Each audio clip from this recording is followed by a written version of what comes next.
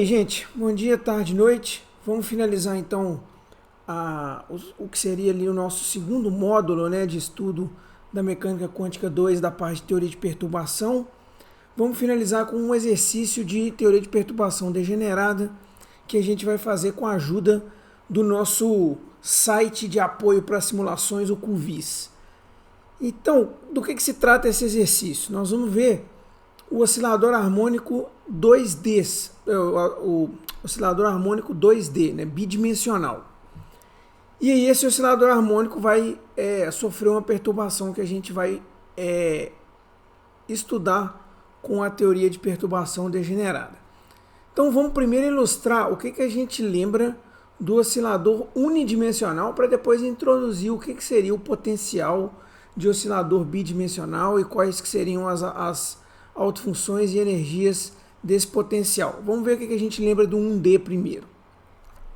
O que é então a energia potencial do oscilador harmônico unidimensional? É o famoso meio de kx2, né, x ao quadrado, onde o k está sendo representado aqui por m ômega ao quadrado, o k sendo aquela constante de mola do oscilador harmônico simples, né? E esse potencial V de x como função de x em uma dimensão, ele tem o gráfico sendo representado por uma parábola. Quais são as energias e autofunções desse potencial quando a gente joga ele na equação de Schrödinger que a gente viu na quântica 1? As autofunções, elas têm essa característica aqui, né? Elas são os polinômios de Hermite vezes a exponencial gaussiana. Aqui as duas primeiras autofunções do oscilador harmônico, elas já estão aparecendo aqui normalizadas, né, com as constantes de normalização aqui, que são bem feinhas aqui, né, bem extensas. E aqui a gente vê, ó, para o π0, ele vai pegar o polinômio de Hermite de ordem 0, que é 1, aqui na frente dessa exponencial, vezes a exponencial gaussiana. A primeira autofunção, função que nós vamos chamar, aliás, a segunda autofunção, né, para n igual a 1 do oscilador harmônico simples, ela vai pegar o polinômio de Hermite de grau 1, que é simplesmente x. Então está aqui o x vezes a exponencial gaussiana, e aí a gente tem aqui constantes de normalização, né, para satisfazer ali a integral desse π do módulo quadrado de π em todo espaço ser igual a 1. Então, vamos representar de maneira mais simplificada, ó, o que a gente sabe que é o π0 do oscilador harmônico unidimensional. Uma constantezinha que nós vamos chamar de A. Exponencial gaussiana, faltou o menuzinho aqui, ó. Faltou um menos que vai entrar artificialmente aqui agora. E aqui faltou também. Mas então o esquema é o seguinte: π0, constante exponencial gaussiana. π1, x, ou se você quiser coloca uma constante antes, x exponencial gaussiana, tá? Obviamente essas constantes aqui que eu chamei de A e B, elas não são iguais em cada um dos dois casos aqui não. Aliás, aqui a gente está vendo aqui que o B pelo menos né? Olha só para você ver aqui o B. Mas o A não. Então, isso é o que a gente sabe do estado fundamental π0 e do primeiro estado excitado do oscilador harmônico. Por que N0 e o N0 é permitido aqui no caso? Porque, olha só, as energias, elas são N mais meio de H cortado, as exponenciais, as autofunções, elas não dependem do número quântico, que é o que acontece, por exemplo, no poço quadrado infinito, né, a autofunção em si depender do número quântico, aqui não é o caso. E a energia, ela não zera para n igual a zero. A energia do estado fundamental é meio de H cortado ômega. Então você pode começar com n igual a zero. E a gente tem de fato um polinômio de Hermite, né? Aliás, me corrigindo aqui, as autofunções dependem sim do número quântico, né?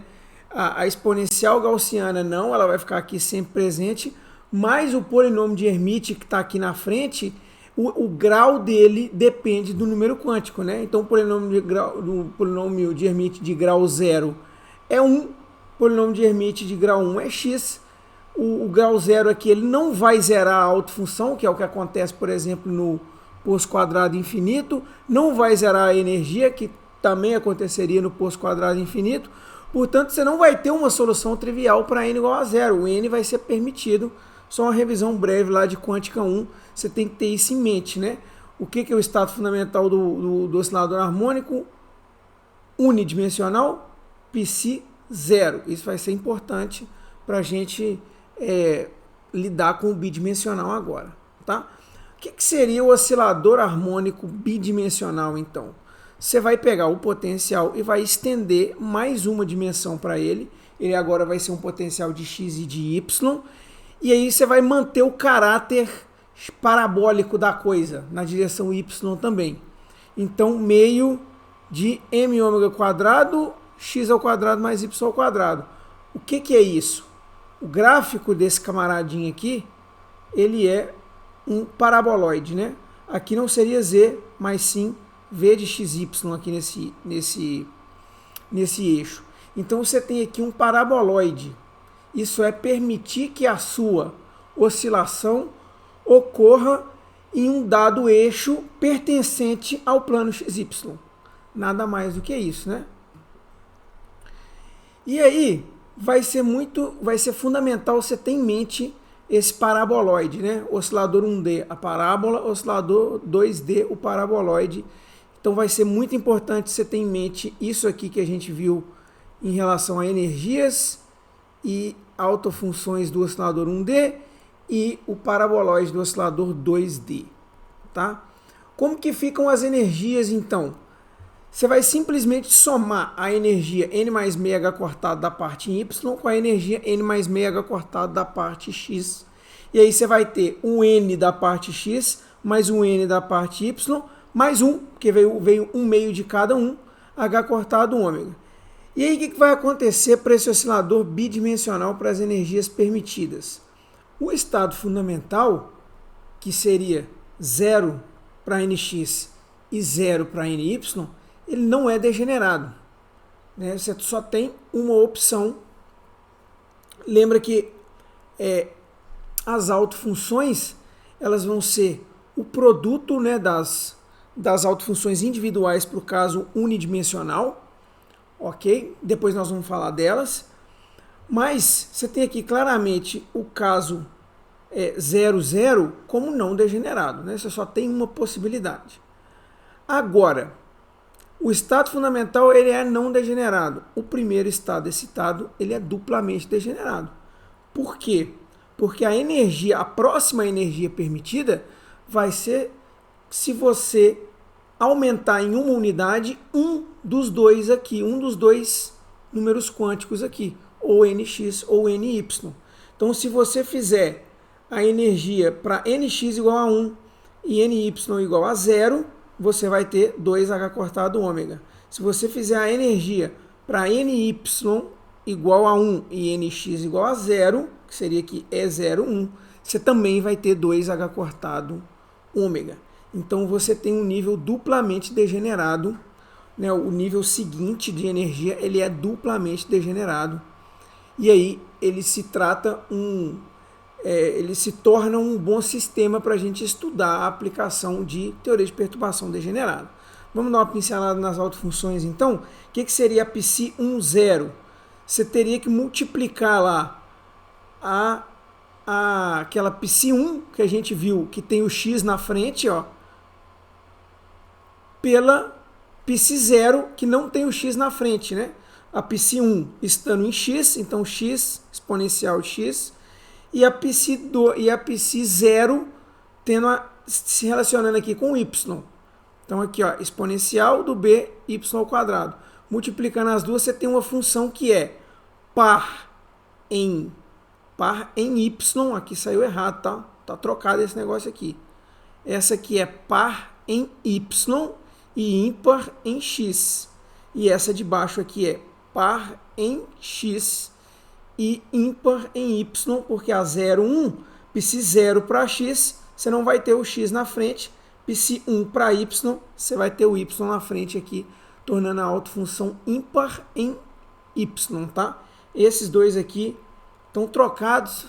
Como é um pouquinho mais difícil de colocar algum efeito especial aqui para fazer isso ficar certo, vamos simplesmente apagar, ó. Pá, apagou. Então, fica corrigido aqui, né? Essa aqui ela é ímpar em x par em y. Essa é ímpar em y e é par em x. Beleza? Aí nós vamos introduzir lá com a ajuda do QVIS essa perturbação que seria meio que uma parábola, uma parábola com uma certa profundidade, ó. Você tem aqui uma parábola quando você olha em relação ao eixo x, só que aqui em relação ao eixo y, você tem essa parábola sendo estendida aqui para uma certa profundidade aqui, ó. Como que seria essa perturbação aqui? Vai ser o seguinte, ó. H' ele pode ser descrito por um m⍵ aqui para manter a característica, as unidades, né, do potencial que a gente está trabalhando, vezes um termo aqui, epsilon, né, uma constante bem pequenininha para a gente caracterizar que é uma pequena perturbação. E aqui vai ter uma parte importante, ó. Você vai ter aqui x e y, né, x mais y ao quadrado, beleza? Só que aí você vai ter esse ângulo θ aqui, ó, cosseno de θ e seno de θ, que vai permitir a gente pegar essa parábola aqui e, quando for mudando θ, girar ela em torno do que seria o eixo z aqui, beleza? E aí, vamos adiantar uma coisinha que a gente vai precisar de lembrar lá no QVIS.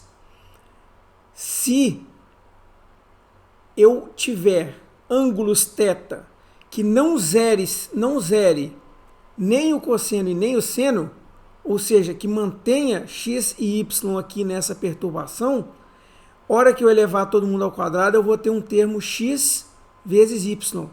Isso vai ser bem importante porque vai alterar significativamente aquele paraboloide lá que era o nosso potencial até então. Se eu tiver, por exemplo, 0, que zera esse camarada, que zera o seno, né? Ou se eu tiver 90 graus, que zera o cosseno, e tiver só x ou só y, eu não faço alterações significativas lá no paraboloide, não. Porque eu estaria inserindo aquele paraboloide uma constante só no termo x ao quadrado ou no termo y ao quadrado lá do paraboloide, que como esse epsilon aqui é muito pequenininho, não ia praticamente alterar em nada o paraboloide, beleza? Eu vou mexer só numa constante, só numa daquelas constantes, né? Como que a equação do paraboloide lá, x ao quadrado sobre uma constante ao quadrado, mais y ao quadrado sobre uma constante ao quadrado. Eu mexo só naquelas constantes de maneira muito pequena, então eu não faço muitas alterações caso esse ângulo aqui seja 0 para zerar o seno, ou 90 para zerar o cosseno, ou algum parente desses ângulos, 180, 2π, etc. Tá? O que vai acontecer se o ângulo for, por exemplo, 45 graus, que mantém aqui o cosseno e o seno, né? Eu poderia até tirar o termo aqui, o resultado seria raiz de 2 sobre 2, e aí eu poderia até tirar o termo 2 meio, né? Raiz de 2 sobre 2 ao quadrado dá meio, é isso? Então, eu tiraria o meio aqui para fora e teria um termo aqui, x mais y ao quadrado. Então, eu teria um termo x vezes y que alteraria significativamente o paraboloide que a gente apresentou ali para trás. Isso é muito importante a gente ter em mente antes de começar a raciocinar em cima do que o QVIS vai mostrar lá para a gente, tá? Então, chegou a hora de passar para lá, né? Vamos, então, abrir o site. Tá aqui o QVIS, gente. Não sei se vocês lembram dele, já tem um tempinho que a gente não conversa com ele. Vamos pegar aqui, ó. A simulação que a gente quer é justamente essa aqui, ó. Teoria de perturbação degenerada. Vamos aproveitar que ele tem aqui, ó, oscilador harmônico 2D. Então aqui, estado fundamental 0, 0, como que é a autofunção, como que é a densidade de probabilidade, lá o módulo quadrado de Psi. E aqui você tem a energia do estado fundamental, 1 vezes H cortado ômega, porque cada um é meio H cortado ômega, né? Então repare que em azul vai ser o número quântico do X, em verde o número quântico do Y. Se eu subir o número quântico do Y, lembra que a gente tinha uma função ímpar em Y. Olha aqui em Y como ela é ímpar, ó. Beleza? Ó, você tem que olhar nesse eixo aqui, ó.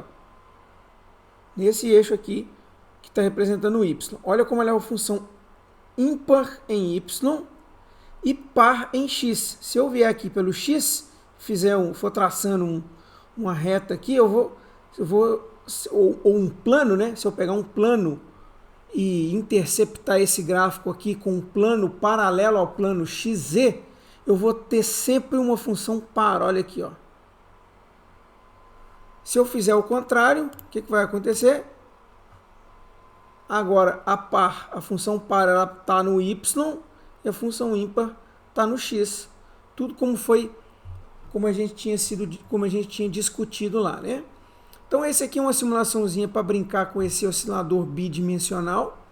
Se você quiser aumentar os níveis de energia aqui, ó, e testar como que seriam as autofunções e como que seriam as energias, para nós o importante vai ser o 0, 1, ó, a energia dele aqui, ó, 2H cortado ômega, e o 1, 0, a energia dele aqui, ó, 2H cortado ômega. Então aqui, ó, 1, 0 e 0, 1.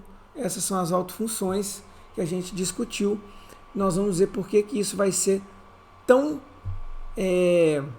importante, né? Basicamente, nós estamos pegando as autofunções e nós estamos tentando visualizar como que são essas duas autofunções que apresentam a mesma energia. Simplesmente isso. E o ponto de partida da teoria de perturbação degenerada é que você tem a degenerescência e a gente tem degenerescência nesse nível de energia aqui, igual a 2H cortado ômega, que pode ser representado pelas autofunções aqui, pelos números quânticos 0, 1 ou 1, 0, que é o que a gente vai estudar. Então agora vamos passar para a simulação que a gente vai realmente desenvolver aqui, que vai nos ajudar com a teoria de perturbação independente do tempo, parte degenerada. É essa aqui, ó. Você vai clicar aqui nessa simulaçãozinha. E aqui é o seguinte. Vamos liberar aqui para ele mostrar os elementos de matriz e as energias. Então, olha só. Se eu colocar aqui a base original, o problema original, eu vou marcar aqui nesse pontinho aqui, ele vai me mostrar o quê? As autofunções original. A 1, 0 aqui, ó, a gente tinha acabado de ver, ó, a ela ímpar no X e par no Y. Beleza? A 0, 1, par no X e ímpar no Y. Eram as nossas autofunções. Aqui está o potencial, que a parábola que vai representar a perturbação H'. O que o Cuvier está fazendo aqui? Ó? Ele está pegando, está colocando aqui de forma gráfica essa representação aqui. Ó. O produto interno, que não é produto interno, mas aqui é o que seria a integral, né? De Psi estrela 1, 0, H' Psi 0, 1. Né? Ele deixa aqui para você ter em mente que são essas funções aqui que vão interagir nesse elemento de matriz aqui que é tão importante da gente estudar. Repara que se eu for mudando aqui, ó, o ângulo, esse camarada aqui começa a girar em torno de Z. E agora a gente vai estudar quais são as implicações. Tá? Então, primeiro de tudo, se eu deixo um ângulo aqui 0, eu vou zerar o seno, vou ter uma perturbação que vai só adicionar uma pequena constante abaixo do x lá, ou na frente do x ao quadrado no nosso paraboloide, e essa perturbação, ela não vai afetar tanto o sistema. Resultado, Ψ10 e Ψ0 serão bons estados, e esse elemento de matriz aqui, ó, H'12 e H'21, ó, os dois darão 0, que é o que o Cuvier está mostrando aqui para a gente. Beleza? O gráfico do integrando, que é esse vezes esse, está sendo mostrado aqui, e a gente não tem muita dificuldade em ver que a integral desse gráfico aqui, ela é realmente 0, porque essa montanha aqui anula essa aqui anula essa, então a hora que você vai ver as áreas embaixo da curva, você vai ter 0. Então é isso que está sendo ilustrado aqui. Beleza? Agora, olha o que vai acontecer se a gente girar esse cara de 45 graus e ter aquele termo cruzado na perturbação que eu tinha comentado. Então, você não consegue zerar esse integrando mais. A matriz não é diagonal mais. Você não tem esse elemento de matriz igual a 0. Resultado, Ψ10 e Ψ01 não são mais bons estados. Beleza? Ele coloca aqui para a gente o que seriam os bons estados. Aqui, ó, o gráfico do que seriam os bons estados. Você teria que pegar e acrescentar esse termo, ó, cosseno de 45 e seno de 45, tá? Para conseguir fazer com que esse gráfico aqui se torne um bom estado e que você consiga zerar o integrando. Ó. Então, se eu coloco os bons estados, ele mostra para a gente que com os bons estados, o integrando zero. Como que eu encontraria esses bons estados? Fazendo aqueles cálculos que a gente propôs lá, né, que eu mostrei naquele vídeo de teoria degenerada. Aquele mais ou menos 1 igual a um termo bem grandão lá, em que a gente demonstrava que se aquele elemento de matriz lá WAB zerasse, você poderia aplicar a teoria degenerada. Não é o caso aqui com o ângulo de 45 graus, mas se você usar esses caras como autofunção, aí sim, aquele termo lá zera e você tem os bons estados. Só que assim, esse é um problema que não dá para você saber de antemão, tá? Isso já está calculado com base naquelas equações. Então ele já está mostrando aqui para a gente, ó, esse carinha aqui, esse e esse, não são mais bons estados. O que é bom estado? Bom estado é agora você pegar esse cara e esse cara e girar de 45 graus. Então você pega esse camaradinha aqui, ó, base original, aqui, ó. Pega esse cara aqui e gira ele de 45 graus, igual eu fiz com a teoria de perturbação. Aqui, ó. Quer ver, ó? Vamos fazer desse jeito aqui, ó. Quando estava tudo no zero, Ψ10 e Ψ01 eram bons estados. Girei para 45, os bons estados têm que girar de 45 graus junto. Beleza? Só que você não sabe de antemão qual que é esse cara e qual que é esse cara. Você tem que calcular usando aquelas equações. Ele aqui já calculou, já colocou para a gente. Mas o ponto é, se eu pego aqui, se eu tento calcular o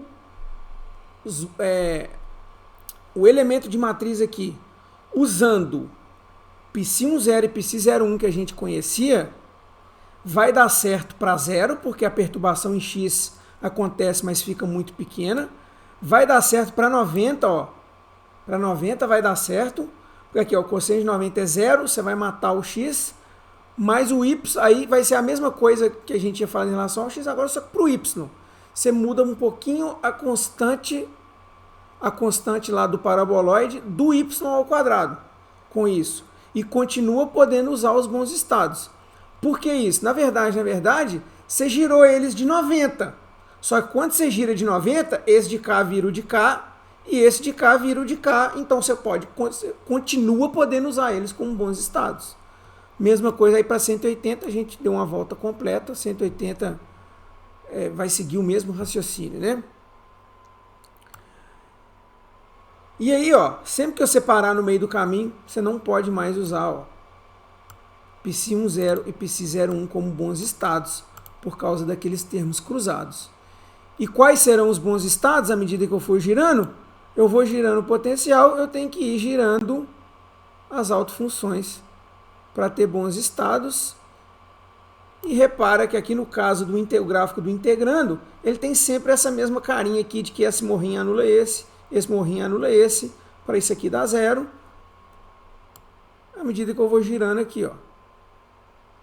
Se eu uso as bases originais, se eu parar no meio do caminho, não consigo zerar esse cara, não consigo zerar esse cara, não consigo zerar ninguém no meio do caminho, tá? Aqui não tem só ângulos notáveis não, né? Tem coisas no meio do caminho também, isso é bacana. Então, gente, essa aqui é a principal utilidade do QVIS para a gente, no que diz respeito à teoria de perturbação dependente do tempo. Aqui vale a pena dar uma brincadinha com essa simulaçãozinha aqui, ó. Você pode marcar, inclusive, qualquer elemento de matriz. Ó, esse aqui, o resultado dele é A. Esse aqui, o resultado dele é B. Esse aqui, o resultado dele é 0. Aí, a energia já depende de uma correção. Ó. É A1 agora. Ó. Não é A0 mais, né? E é B1 agora. Então, tem uma correçãozinha para as energias. As diagonais zeram, porque você está usando bons estados. Se você não usar bons estados, não é sempre que as diagonais vão zerar. Ó. Que essa diagonal aqui vai zerar, né? Certo?